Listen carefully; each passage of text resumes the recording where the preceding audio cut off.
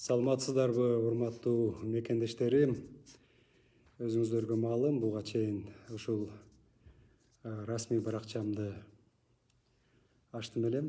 Фейсбукта, Инстаграмда. Эми Кудай буйрса мезгил менен чыгып, сиздер менен ушул баракча аркылуу дагы пикир алмашып, сиздердин ой пикирлерди угуу максатында ачтым. Расмий түрдө айтып койсом, менин баракчам Фейсбукта жана Инстаграмда Марипов Улукбек деген ат менен болот. Ушуну сиздерге баса белгилеп айтып коеюн. Урматтуу мекендештерим, мен ушул ачылган күндөн баштап ушул менин аккаунтума келип түшкөн суроолордун бир бөлүгүнө жооп берип коюуну туура көрүп атам. Себеби чындыгында көйгөйлүү маселелер абдан көп. Бүгүнкү күндө чечилбей жаткан маселелер абдан көп. Буга чейинки жоголуп калган маселелер абдан көп. Ошондуктан мен кээ бир көйгөйлүү маселелерге жооп берип коюуну туура көрүп атам. Биринчиси, бул акыркы күндөрдө баарыбызга маалым, бул чек ара маселеси. Чындыгында кээ бир областтарда чек ара маселелери чечилген, демаркация, делимитация болгон. Эми бирок кээ бир областтарда чечиле элек маселелер дагы бар. Өзгөчө Баткен областында. Мына өзүңүздөр күбө болдуңуздар, кече күнү Баткен областынын жетекчилиги алмашты. Элибизде комиссар Катани деп айтабыз, урматтуу Өмүрбек Исакович Субаналиев генералыбыз жетекчи болуп дайындалды. Өлкө башчыбыз Садыр Нуркожоевичтин тапшырмасы менен, өкмөттүн тапшырмасы менен, мен ойлоймун, жаңы ушу Баткен областынын жетекчилиги коюлган тапшырмаларды так, кечиктирбестен жакшы алып барат деген ойдобуз. Себеби өзүңүздөр билесиздер, чындыгында Баткен областында кошуна өлкөлөр менен орусча айтканда неописанный баягындай территорияларыбыз бар, чектеш аймактарда. Ошон үчүн Өмүрбек Исакович кече жумушуна киришери менен өзүнүн пландарын түзүп, ушу маселелерди жеринде чечүүгө өзүнүн салымын кошот. Эми Баткен областында чындыгында маселе абдан оор. Биз мына урматтуу президентибиз Садыр Нуркожоевич дагы баса белгилеп айтты, өкмөт тараптан дагы биз болгон күч аракетибизди жумшайбыз. Ошол жерде жашап жаткан жарандарыбызга жашоо турмушуна жардам бергенге, себеби өзүңүздөр билесиздер, чек арада жашаган биздин жарандардын ар бири мен баатыр деп эсептеймин. Ошол жерде чек араны мындай аскер катары ошол жерде жашаштын өзү эле бир баатырлык да. Ошон үчүн биз жарандарыбызга жардам берүү, инфраструктуралар, башка маселелерди аз карап атабыз. Мен ойлойм, ушу Баткен областына бир өзгөчө статус берүү жагы да аз каралып атат. Анткени маселе абдан көп. Ошон үчүн жаңы барган область жетекчилиги Өмүрбек Исакович дагы азыр бир топ сунуштарын даярдап атат. Биз бул боюнча да пикир алмаштык. Ушу жакынкы күндөрдө бул маселелерди биз чече баштайбыз. Андан сырткары, урматтуу мекендештерим, бүгүн эле мен бир жыйын өткөрдүм. Азык түлүк баасы боюнча коомчулукта чындыгында ушул маселеде оорчулук байкалып атат. Анын баарын сезип, көрүп турабыз. Мен өзүм деле буга чейин базарларды кыдырып, элдин арасында ушул маселелер боюнча толук маалыматым бар. Анткени мына ушул растительное масло, мына суу май, эттин баасы, күрүчтүн баасы, жана башка ушул социалдык маанидеги продукту питаниялар чындап эле акыркы 6 айда, мына былтыр пандемия башталган учурдан баштап, мисалы мына суу май 163% кымбаттады.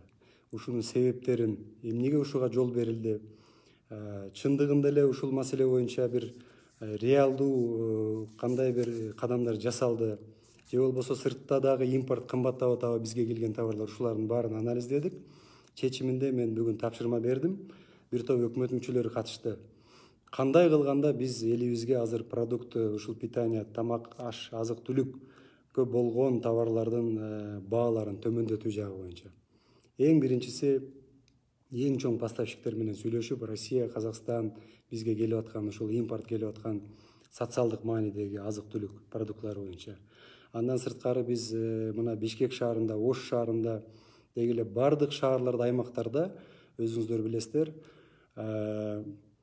ярмаркаларды уюштуруу, жарманке деп айтабыз. Бул мисалы үчүн мына Бишкек шаарында, мына Жал кичи районунда бир аз жүрүп аткан, ушуну жайылтуу. Бишкектин ар кайсы аймактарына, шаардын ар кайсы жерлеринде ушуну бир шарт түзүп берип, аны бир-эки эле жолу өткөрүп койбостон, биз аны туруктуу ушул ишемби күндөрү, жекшемби күндөрү элге бир удобный болгон жерлерди түзүп, түздөн түз поставка кылган соодагерлерди, өндүрүшчүлөргө ошол жерге шарт түзүп берсек, мен ойлойм, баа бир аз болсо да түшөт. Андан сырткары биз Айыл чарба министрлигине азыр тапшырма койдук. Ушул растительный маслону эмнеге биз өзүбүз өндүрө албайбыз? Мисалы үчүн ошол эле жүгөрү, кукурузный масло мына жүгөрүдөн чыгат. Семечкенин майын, же болбосо сафлор. Биз 85% импорт менен алып атабыз. Ушул өсүмдүк майын. Ошону жок дегенде 50%-ын өзүбүздө өндүрсөк деген талапты койдум. Министрлик бул боюнча толук кандуу иш алып барат. Андан сырткары эт маселеси, башка маселелерди дагы, өндүрүшчүлөрдү дагы ойлоп, ошол эле мезгилде потребитель, мына биз керектөөчү, өзгөчө шаардыктар керектөөчү катары дагы ушул жактарын бир тактап чыгууну мен тапшырма бердим. Андан сырткары, урматтуу мекендештер, мына айыл чарбасын каржылоо боюнча кечээ жакында мен токтомго кол койгонмун. Жеңилдетилген кредиттер боюнча 6 миллиард сомго биз банктарга берип атабыз. Мамлекеттик банктарга бул жеңилдетилген кредиттер, ФСК 9 деген долбоордун алкагында. Андан сырткары, урматтуу мекендештер, акыркы убакта мына авиабилеттер боюнча абдан бир чоң көйгөйлүү маселе катары көтөрүлүп атат. Чындыгында биз мигранттарга таазим этишибиз керек. Анткени мамлекеттин өнүгүүсүнө, накталай акчанын инвестиция катары келүүсүнө биздин урматтуу, кадырлуу мигранттарыбыз өтө чоң салым кошуп келип атат. 2 миллиард доллардан ашуун накталай акча түрүндө инвестиция. Андан сырткары товардык түрдө инвестиция алып келишет. Биз ошон үчүн мен учурдан пайдаланып, биздин мигранттардын баарына таазим этип, ошолордун жасап аткан бөтөн жерде ушундай бир кызмат кылып, элиме, жериме ушундай бир салым кошоюн, туугандарыма жашоо турмушун жакшыртайын деп иштеп жүрөт. Ушул жарандарыбызга мен терең ыраазычылык билдиремин. Ошон үчүн ушул авиабилет баасында биз азыр буга чейин дагы Алматыда болгон жолугушууда Россиянын өкмөт башчысы менен да пикир алмашканбыз. Азыр мына жакынкы күндөрдө биздин транспорт министрлиги учуп кетип атат Москвага. Ошол жакта өзүнүн коллегасы менен Москвада жолугуп, биздин президентибиздин жакында Россияга боло турган иш сапарында дагы ошол жерде кеңири талкуулоого бир шарт түзүлүп атат. Кудай буйрса, мен ойлойм, бул маселеде бир жакшы чечкиндүү кадамдар жасалат. Албетте биз Россиядагы эпидемиологиялык акыбалды дагы эске алышыбыз керек, урматтуу мекендештер.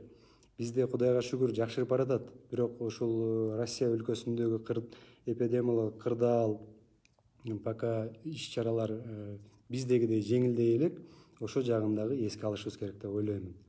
Андан сырткары, буга чейин мына Алина Тентимишева аттуу биздин жараныбыз кайрылган.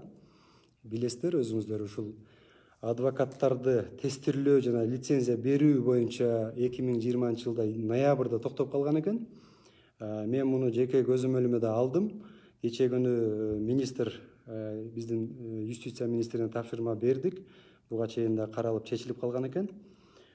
Юстиция министрлигине ушу учурдан пайдаланып айтып коеюн да, эми бизди өкмөттүн деңгээлине көтөрбөй эле ушундай маселелерди министрлик жеринде чечиш керек. Көп узартпастан, ушунун негизинде дагы наразылыктар пайда болот, албетте. Ушундай маселени көтөргөн жараныбызга мен ыраазычылык билдирип кетмекчимин. Андан кийинки маселе, урматтуу мекендештер, мына студенттердин контракттары боюнча президентибиз Садыр Нуркожоевич тапшырма койгон. Бул боюнча биз азыр иш алып барып атабыз. туура 2020 жылы окуу жайлар, жогорку окуу жайлар, мектептер көбүн эсе мына онлайн режимде окуду. Бүгүнкү күндө деле онлайн режимде окуп аткан ушул вуздар бар. Ошого байланыштуу ушул студенттердин контрагына жеңилдик берүү жагы боюнча жогорку окуу жайлардын жетекчилиги карап чыгыптыр. Бирок болгону 1000 сомдой эле бир жеңилдик кылыптыр да. Биз буга макул эмеспиз. Ошон үчүн буну биз кайра карап чыгып, бир башка жолдорун, механизмдерин карап атабыз. Бул боюнча бир жакынкы күндөрдө биз чечим алабыз, буюрса. Анан мен учурдан пайдаланып айтып кетейин деп атам. Өзгөчө ушу өкмөт мүчөлөрүнө, мамлекеттик кызматта иштеген жетекчилерге кайрылып кетейин деп атам да. Эмне үчүн баардык маселелер өкмөткө келип такалат? Себеби жер жеринде тийиштүү жетекчилер, региондордун жетекчилери, министрлер жана башка бул мамлекеттик ушул агентстволордун жетекчилери, фонддордун жетекчилери өз тармактарында ушул маселелерди өз убагында чечпегендиктен биздин жарандарыбыз ушул соцсет тармагы аркылуу, кагаз жүзүндө кайрылуу аркылуу бизге аргасыздан кайрылып атат.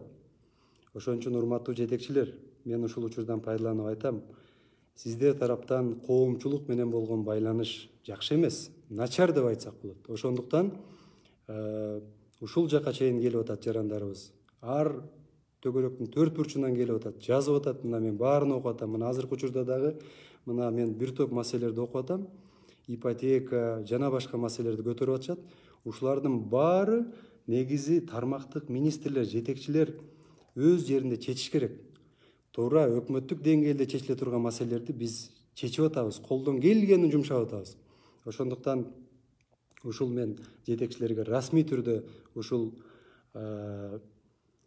Facebook аркылуу да кайрылып коеюн. Коомчулук муну угуш керек. Андан сырткары дагы бир маселе, мен мына Бишкек шаарынын милдетин аткаруучу Бакыт Жапаровичка кайрыла кетейин да. Сиздерге караштуу Бишкек Свет деген муниципалдык ишкана бар. Бул ишкананын жетекчилиги боюнча массалык маалымат каражаттарында акыркы 10 күндө 2 жолу маалымат чыкты. 2 жолу маалымат чыкты. Мен окудум өзүм, видеосун да көрдүм экинчисин. Биринчи маселе бул тендер маселеси. Өлкө жетекчилиги, өкмөт жетекчилиги, коомчулук тарабынан баарыбыз ушул коррупциялык көрүнүштөрдү, өзгөчө тендер маселелеринде эффективдүү колдонуу жагы боюнча маселе коюп атсак, бул жакта тескерисинче башкача жумуштар жүрүп атыптыр. Ошон үчүн бул маселени Бакыт Жапарович тез арада чечиш керек. Тез арада чечиш керек. Экинчиси, ушул жетекчилик боюнча мамлекеттик телеканалда мына көрсөтүлдү. Бул мындай учурлар калган бардык мамлекеттик муниципалдык кызматта иштеген кызматкерлерге, жетекчилердин аброюна шек келтирет. Тартип маселесин карашыбыз керек. Эгерде ушул мамлекеттик кызматкерлер, муниципалдык кызматкерлер баарыбыз өзүбүз адеп аклагыбыз, жүрүм турумубуз жакшы болбосо, анда биз кантип элди башкарабыз? Өзүбүз үлгү болушубуз керек. Жумуш учурундабы, башка жерлердеби, коомдук жайлардабы эл баарын карап билип турат. Ошон үчүн наразылыктар болуп атат. Ошон үчүн мен учурдан пайдаланып баардык ушул өкмөттүн структурасында иштеген, жер жеринде иштеген жетекчилерге кайрылам. Убакыт келди. Ар бирибиз өзүбүздөн баштайлы оңолууну. Ошондо мен ойлойм, биздин урматтуу жарандарыбыздан сөзсүз буга колдоо болот. Ошондо ишенич пайда болот бийликке болгон. Мен ушундай кайрылууну дагы туура көрүп атам. Ошон үчүн урматтуу мекендештерим, мына мен азыр бир топ суроолорду да окуп атамын. Сиздерден кечирим сурайм. Убакыт тар болуп атат. Азыр мына обед учурунда убакыт таап сиздер менен байланышууга туура келди. Эми Кудай буйрса ушундай маал менен чыгып, сиздердин жазган суроолор, сунуштардын баарына көңүл бурууга аракет кылабыз. Кийинки ушул түз эфирге чыкканга чейин баарыңыздар сак саламатта туруңуздар. Рахмат чоң.